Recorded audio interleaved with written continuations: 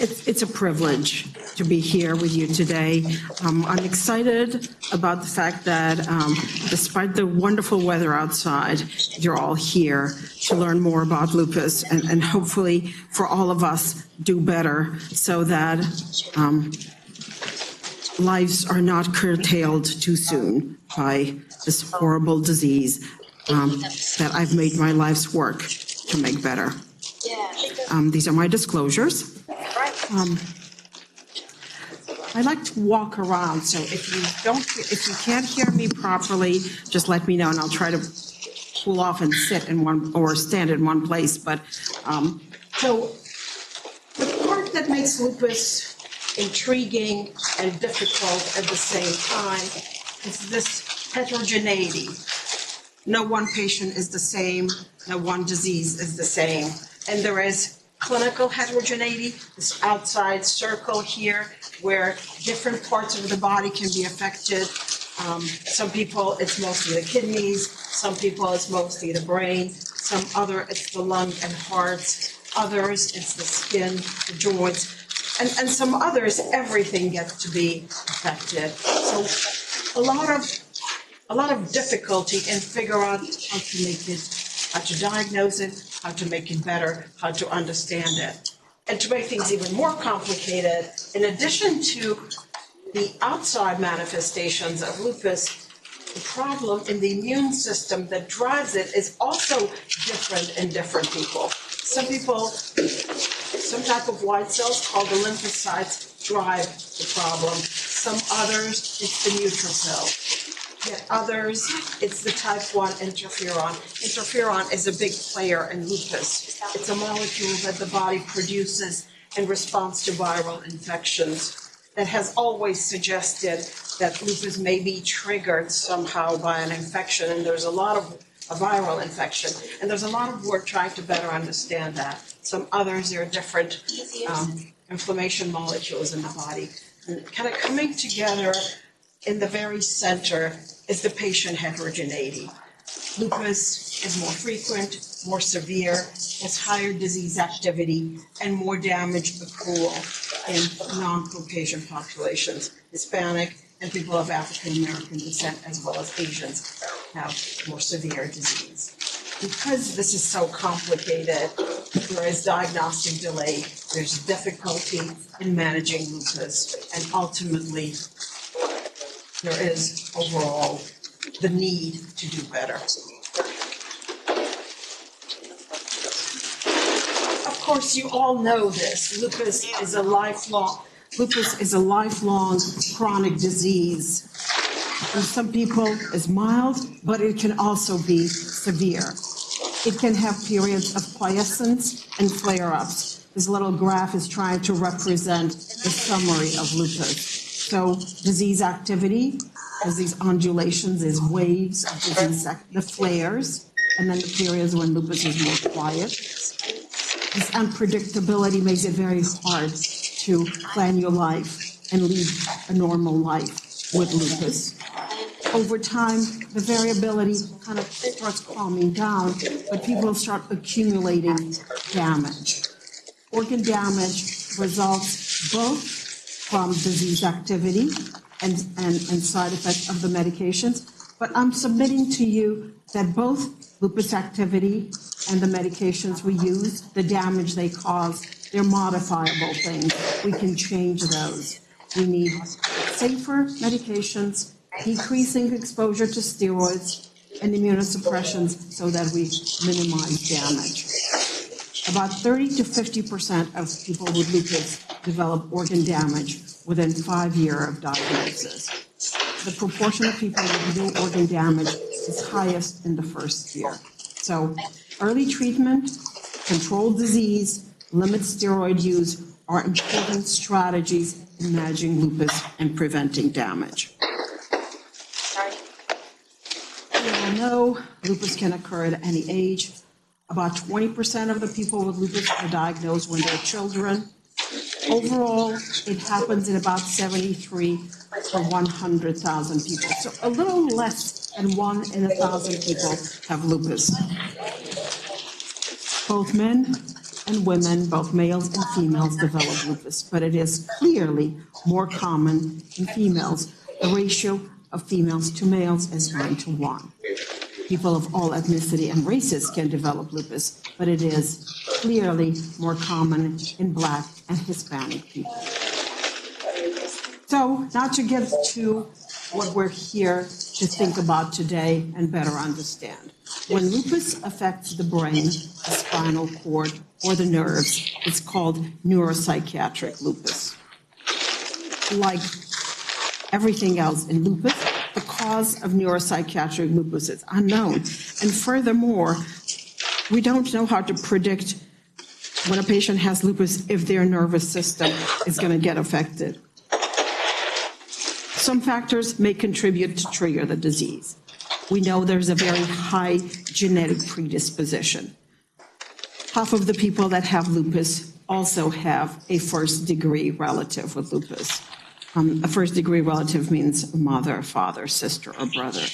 However, there are multiple genes that are involved in increasing the risk of lupus. There is not one single gene that puts people at risk for lupus. So while it's clear the genes are important, they're not everything.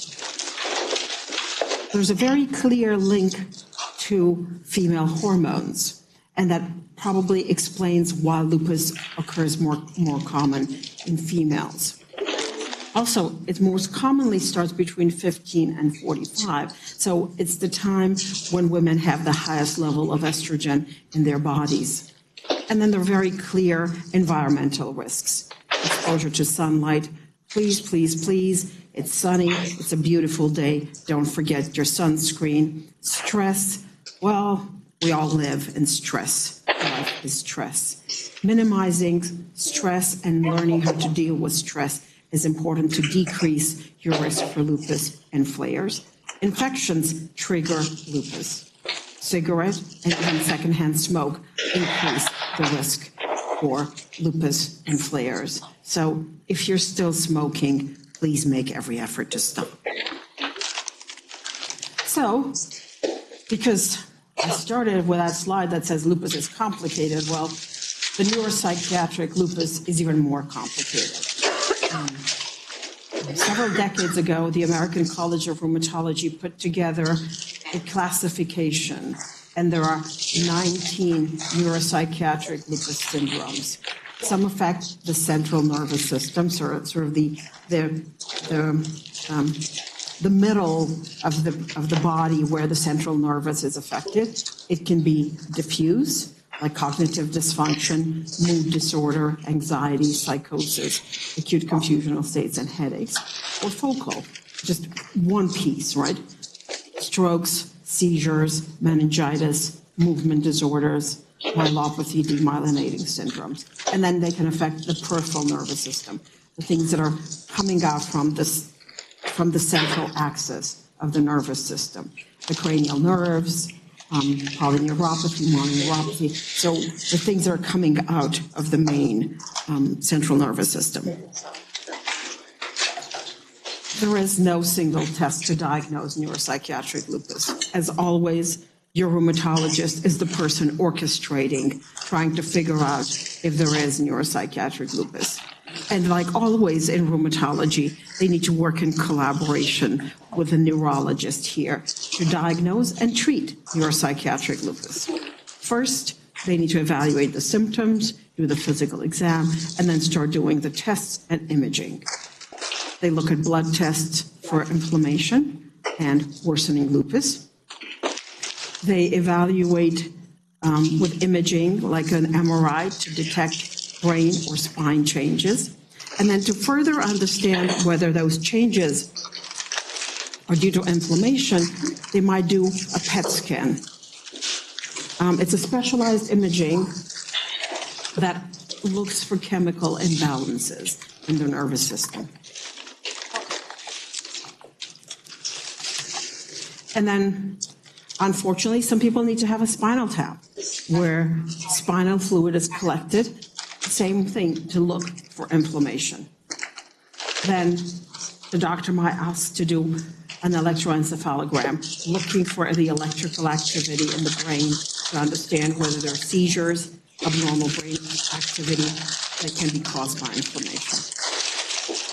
Now, because things are never simple in lupus, sometimes we need to test behavior, memory, and thinking so that we understand how the brain is working. So, very complicated path to making that diagnosis. Don't give up, because if you give up, everybody else will give up. Maybe sometimes you need to go back and ask the question again and again before you fully get this picture. So what are some of the symptoms? The most common symptoms are headaches, but headaches are very common. More than 10% of the people have headaches. So how do we know that a headache is due to lupus or just headache, a migraine, a sinus headache? You need to work with your doctor to figure it out. Anxiety and depression, they're very common in the general population, but they're also very common in people with lupus, and sometimes they're due to lupus.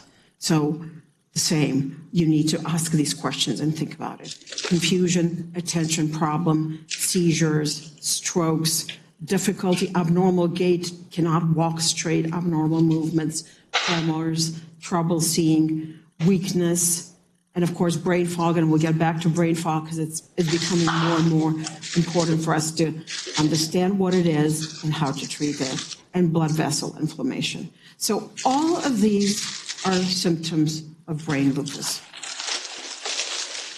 And because those first ACR classification of all the ways the brain can be affected by lupus are now getting a little old, last year, colleagues from Halifax, Alex Ledge and John Henley put together an updated classification of the many ways the brain can affect the nervous system.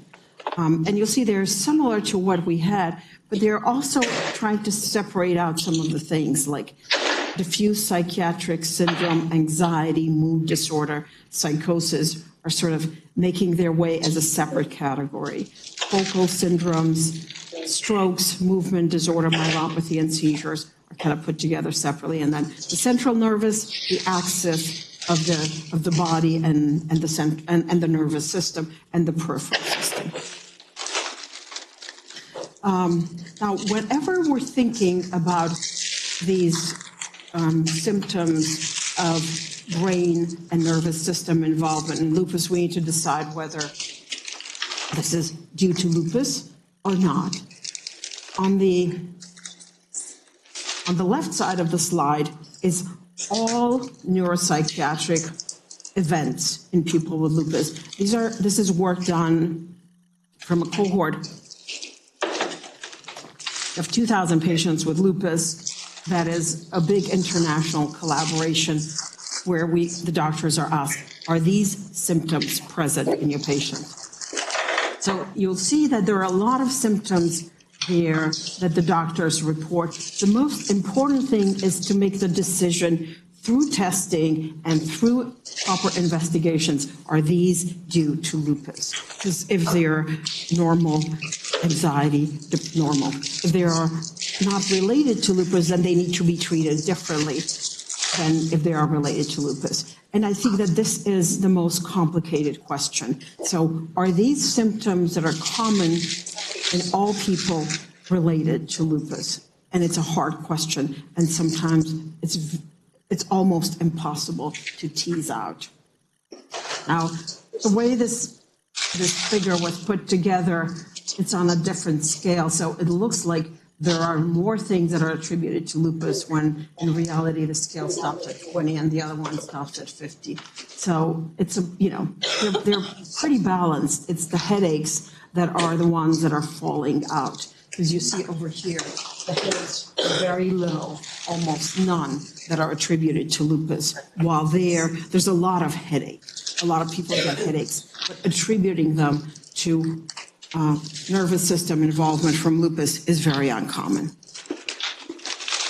And now, the part that's been coming back again and again as a big unknown that we as lupus investigators and you as lupus patients are asking us to address is cognitive dysfunction.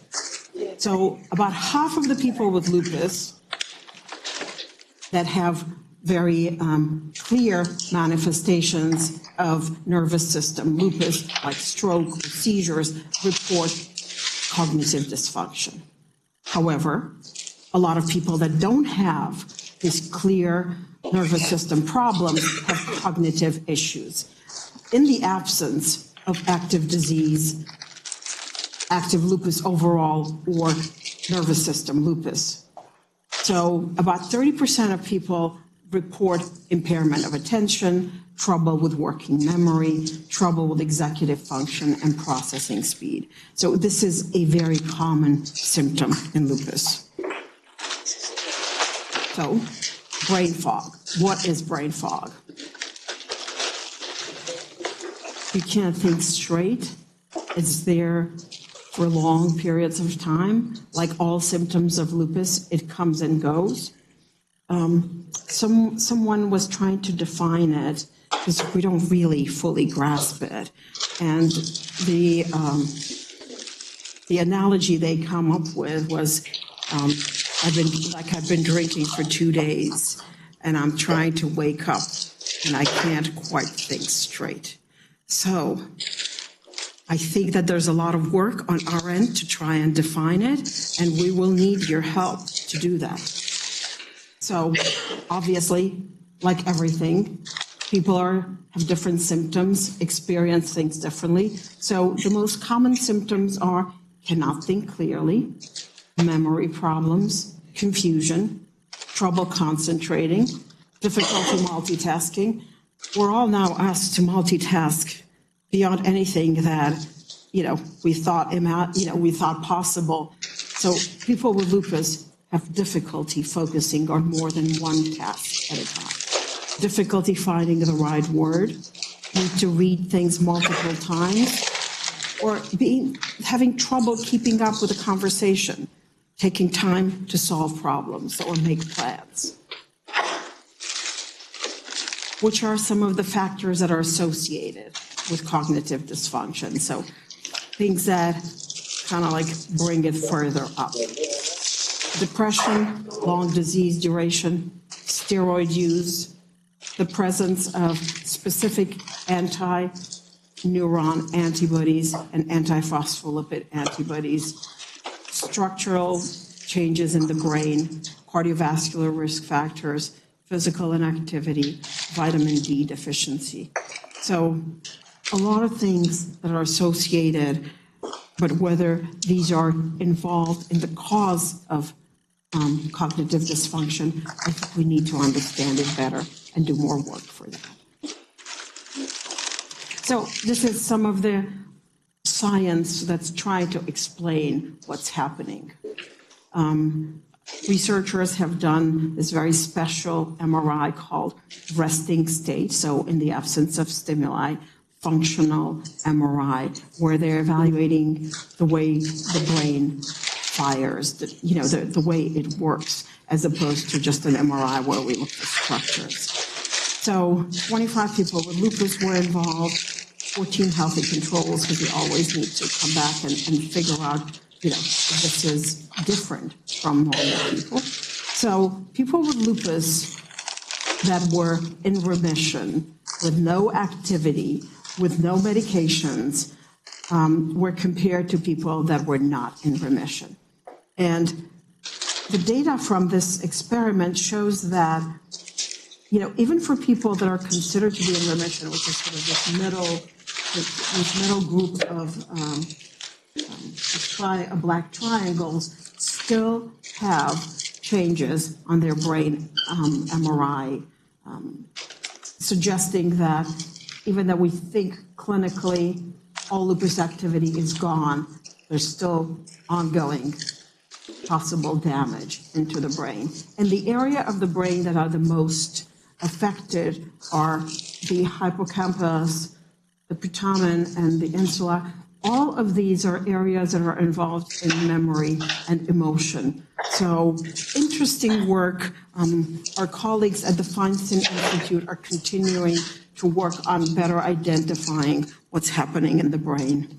And many of you might have been involved in one of the studies where we're looking to see if blood pressure medication like lisinopril are able to prevent these changes in the brain.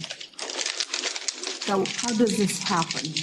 Well, there are, as always, when we're looking at things that happen in lupus, there are things that are clearly lupus-related, autoantibodies, complement activation, inflammatory molecules, and then non-lupus factors, smoking, stress, infection, hypertension, depression. How do we think this all comes together? So there's kind of the lupus inflammation running around the body, and these non-lupus stressors allow for the blood-brain barrier, the protector of the nervous system, to break.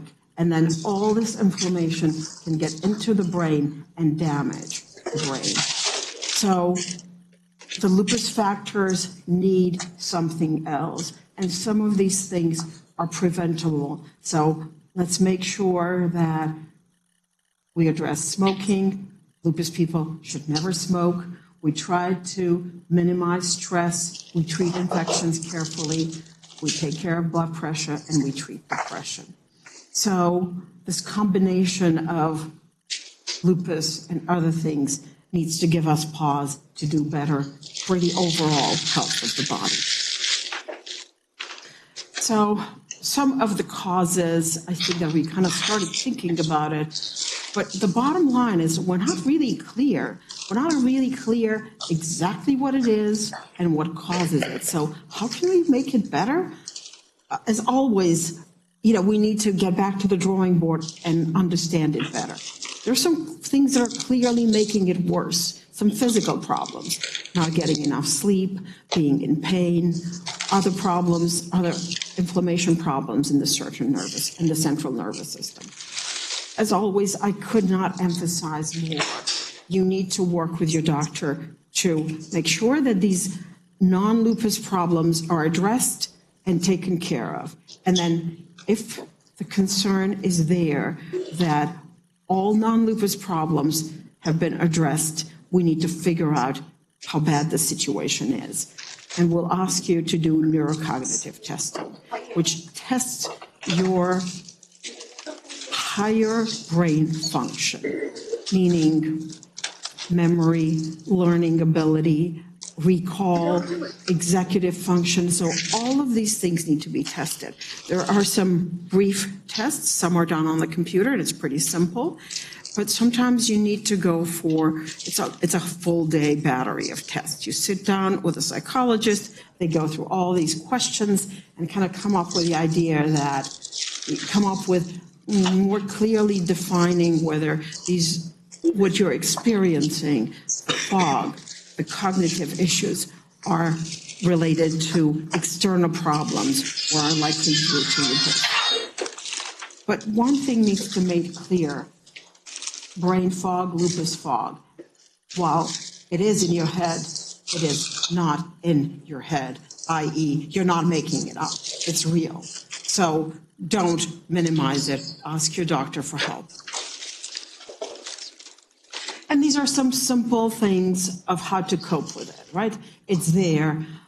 We don't really have a cure, because we don't really have a cure for lupus. So how do we cope with this? What is the advice that we can give you? Well, make a plan and write it down. Make it on the phone, make to-do lists. Make sure that as you're going through your day, you've checked the things you have to do and you took them off the list. Use visual cues to trigger your memory. If you can't remember where you left your phone, or you don't remember where your keys are, or you're likely to leave the house without the keys and the phone, by the door, put a little sticker says, remember your keys and your phone. So just, try and trigger things so that you're less likely to forget. Find a way to rephrase when you can't find your words. think about how to get around that word that you can't find so that the conversation doesn't stop. Channel your strengths. If there are things that you like to do more of those, or intersperse the things that you like to do with the things that you dread. So start with, I don't know, some time of meditation, some time of listening to music, and then move on to doing the chores. Focus on one thing at a time. Obviously, easy, but the world is asking us to multitask. Still try to separate things out so that you're more productive. Take your time. Yes, we all wanted everything done yesterday, but the reality is we can only do what we can do. So take your time. Find a support group. This room is full of people like you. Talk to them, exchange your ideas, figure out how to learn from each other. And then if things are bad, the doctor might refer you to something called a cognitive therapist, someone who teaches you in a very deliberate way how to take advantage of all of these ways that help you cope, get around that area of the brain that's not working properly. I'd like to tell you the story of a patient of mine, and I think that it's a good story because it highlights the fact that even years down the line, if we start addressing lupus problems, we can make a big impact in people's lives. So this is the story of a 45-year-old African-American woman. She had been high functioning until college. She was her high school valedictorian, so a bright young woman. There's a trauma, and she develops, after this horrible traumatic event, psychosis. She is diagnosed several years later with schizophrenia. It was so terrible that none of the medications worked. She was admitted in a long-term psychiatric center.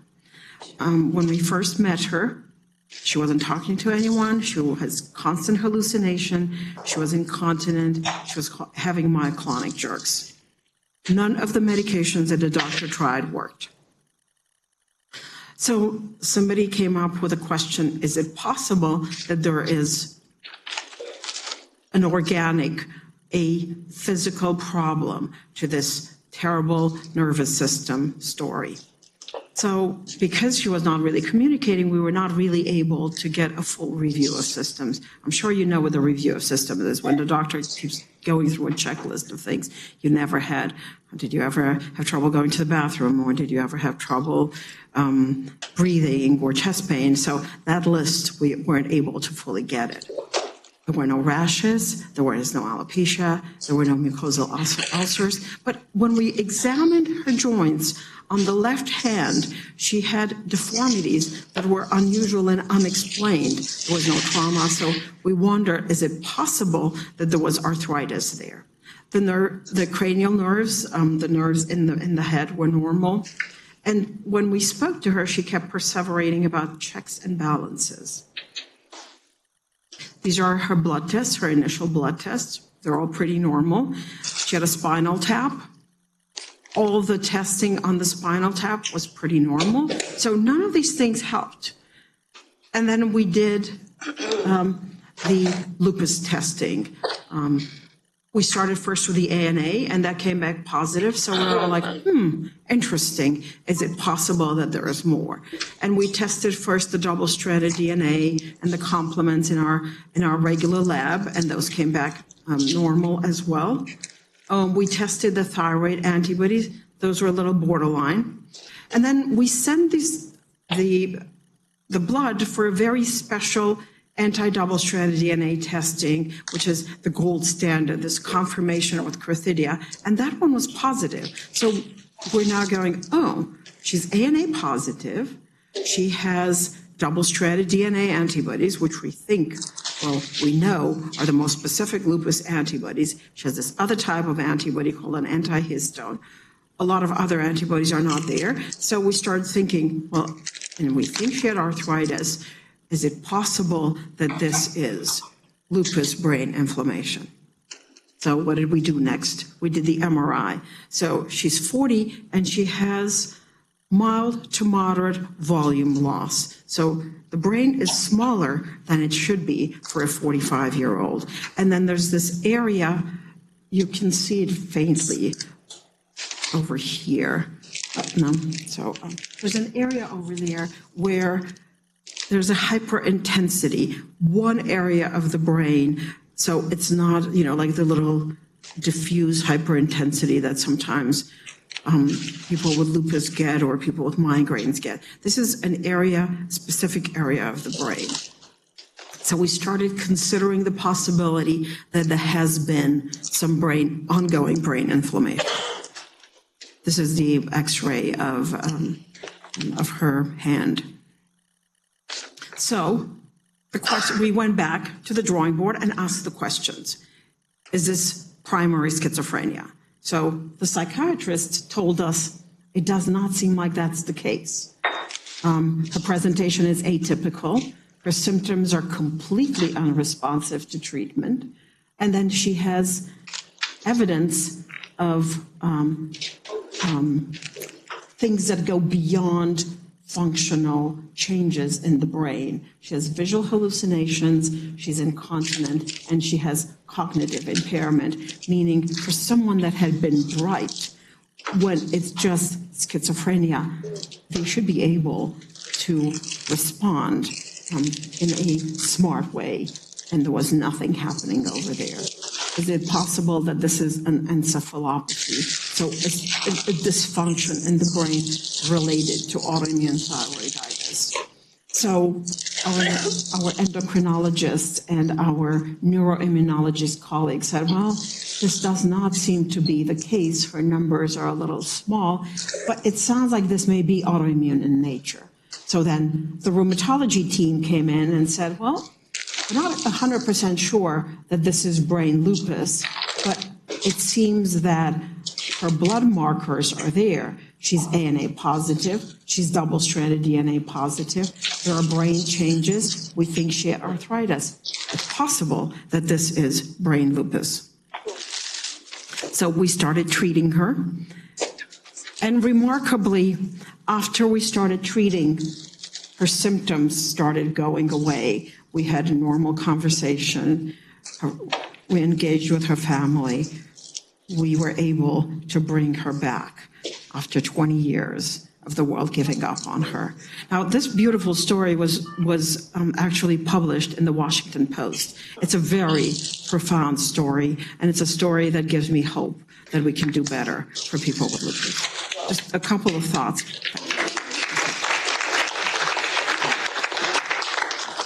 So how common is this lupus psychosis? About 1.53 of people with lupus have psychosis. So it's uncommon, it's rare. But maybe it's rare because we're not thinking about it. So maybe we need to think about it some more. And actually we have a big collaboration with the New York Psychiatric Institute to evaluate if there are more people like our patient that I told you her story. So hopefully we'll be able to teach the psychiatrists when somebody comes in with atypical symptoms of brain dysfunction to keep lupus at the back of their mind and ask the question. So whenever we're thinking about nervous system issues, we need to figure out whether we can attribute them to lupus. And there's a very stringent attribution that is within 6 months, and then there's a broader one, which is within 10 years. But we know that lupus diagnosis is delayed, so how does this come together? I think it's work in progress.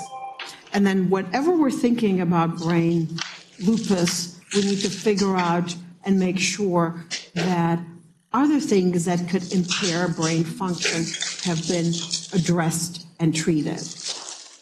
Infections, whatever we're ascertaining whether lupus is responsible for something, there are a couple of big things that the doctors need to keep in mind. Infections, cancers, and other things that cause inflammation before we say this is lupus. So at every time when we make these decisions, we have to keep in mind what are the things that can do this before we attribute it to lupus. And why is that? because we're not so precise about our lupus tests and diagnosis for the brain part, obviously.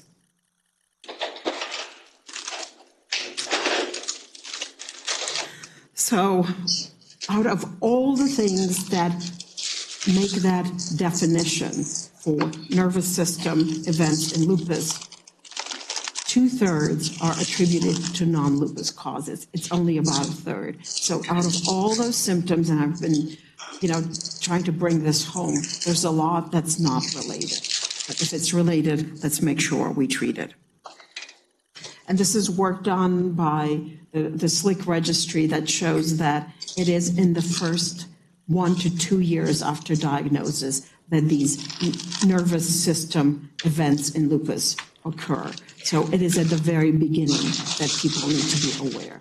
And that psychotic events like the one we talked about is also something that occurs early. But if we don't ask these questions, we'll never know. You can never see what you've never seen. So I think that it's our job to bring up to the world these stories so that people have heard of them and are able to think about them the next time when a situation like this comes up. In terms of testing for antibodies, you already know that you test your blood all the time looking for the common things and the less common things. The big things that are associated with brain lupus are anti-ribosomal P, so a very specific antibody, and then antibodies against the NMDA receptor that are very, that have a cross-reactivity with a double-stranded DNA antibody that are present both in the blood and the spinal fluid. And then in terms of inflammation markers, the biggest one is IL-6. That's common both in the spinal fluid and the blood. And these are, doctors like to put these graphs up about, factors in the spinal fluid and then the serum. And it's very clear that both people without nervous system lupus have elevated levels of this inflammation molecule IL-6, but in the spinal fluid, that graph over there, it is people with lupus that have elevation of this particular inflammatory protein in the spinal fluid. So when the doctors will ask you about the spinal fluid, this is what we're looking for. We're looking for evidence of inflammation in the spinal fluid. And then how about brain abnormalities? Now, it turns out that about half of the people that actually have very clear evidence of brain lupus, their MRI is normal. And we're now a little more sophisticated. We're doing better testing like that PET that I showed you earlier. And then some others have these white matter hyperintensities, which are pretty nonspecific. So sometimes the changes on the MRI are pretty subtle.